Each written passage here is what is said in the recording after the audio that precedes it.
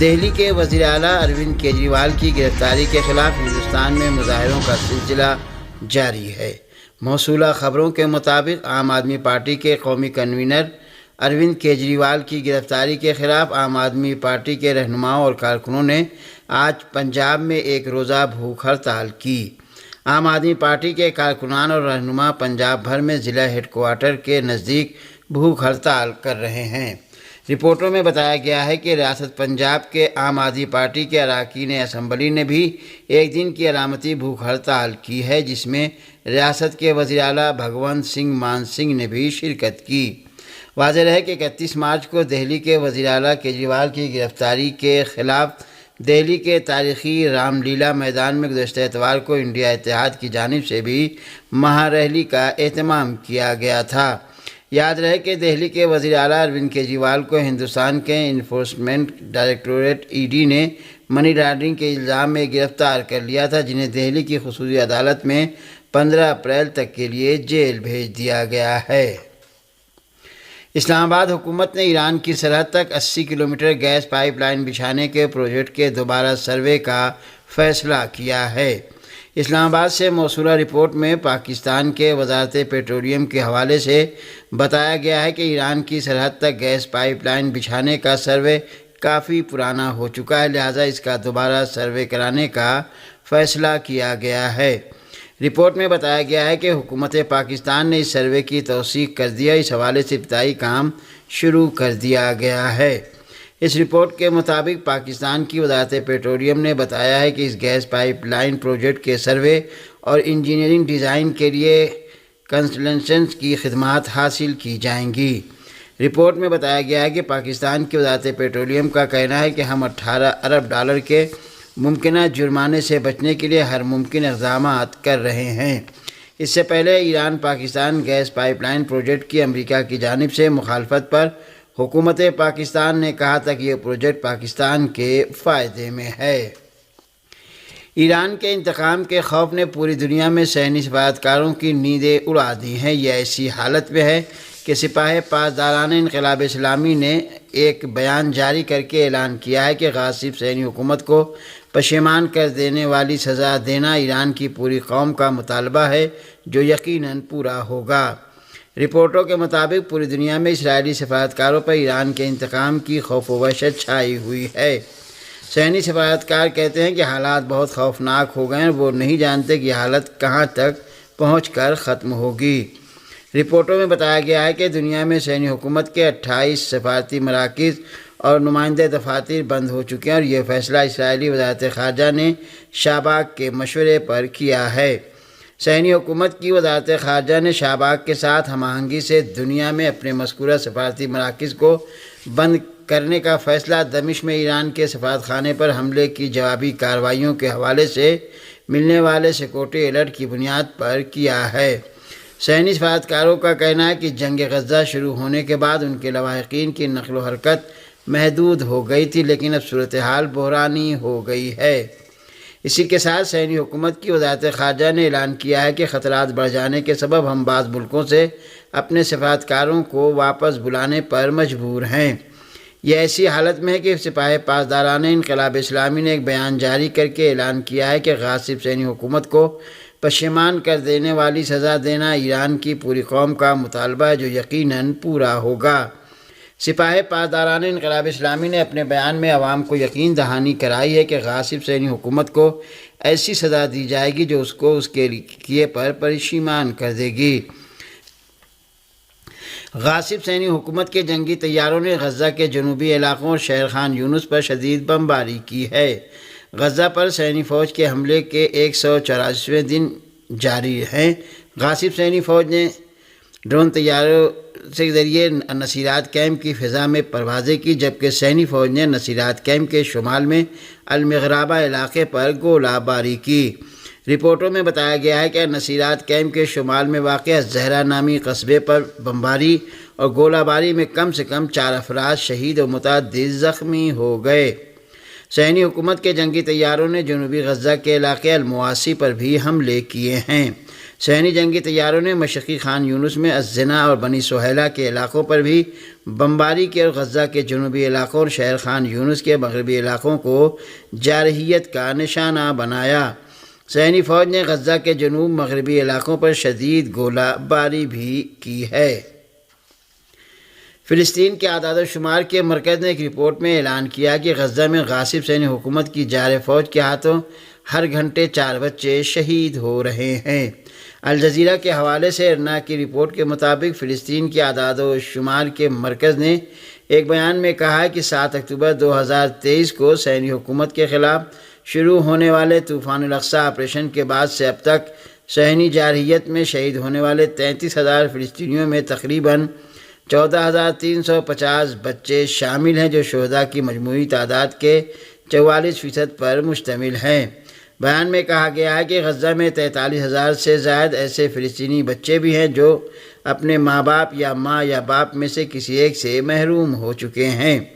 یہ ایسی حالت میں ہے کہ لاپتہ ہونے والے فلسطینیوں میں 70% عورتیں اور بچے شامل ہیں، جبکہ لاپتہ ہونے والوں کی تعداد بھی 7,000 ہے۔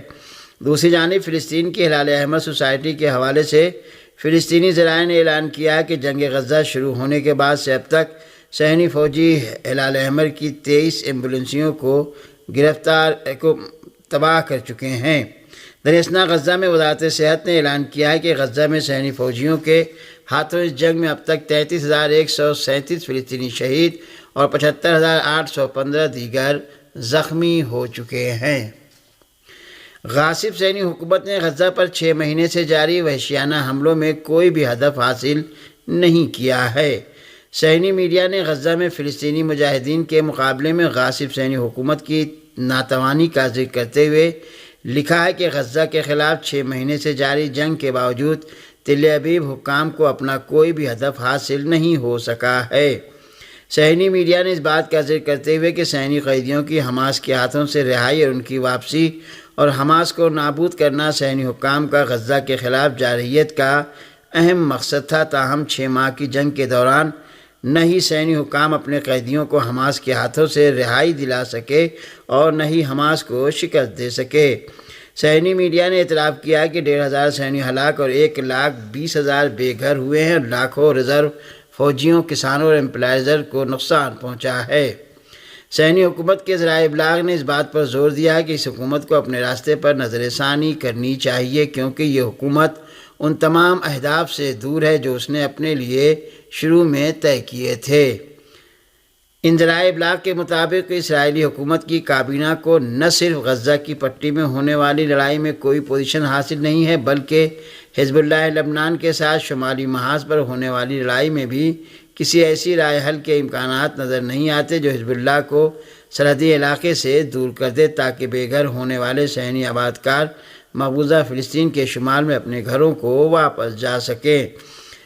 دوسری طرف تل ابیب سمیت مقبوضہ فلسطین کے مختلف شہروں میں صہیونی حکومت کے وزیر اعظم نتن یاہو کے خلاف مظاہروں کا سلسلہ جاری ہے۔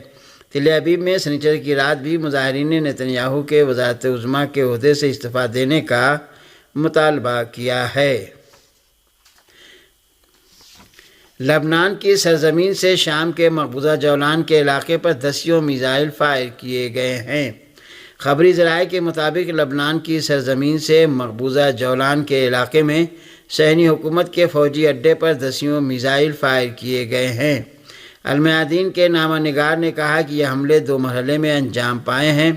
خبری ذرائع نے مقبوضہ جولان میں خطرے کے سائرن بجنے کی خبر دی ہے۔ بعض خبری ذرائع کے مطابق مقبوضہ جولان پر 40 میزائل فائر کیے گئے ہیں۔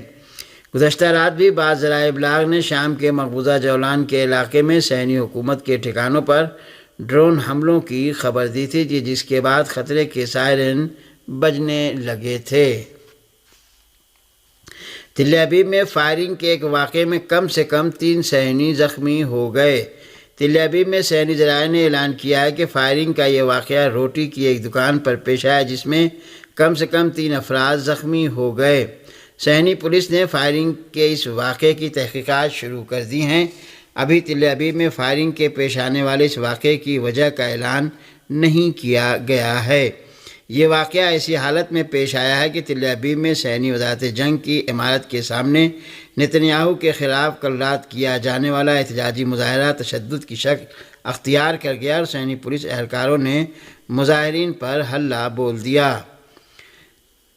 تل ابیب میں صہیونی وزیر اعظم نتنیاہو کے خلاف صہیونی مظاہرین کے احتجاج کا سلسلہ جاری ہے جو نتنیاہو کی برطرفی کا مطالبہ کر رہے ہیں۔ تاہم کل رات کے مظاہرے میں صہیونی پولیس اہلکاروں نے وزارت جنگ کی عمارت کے سامنے احتجاجی مظاہرین کو منتشر کرنے کی کوشش کی۔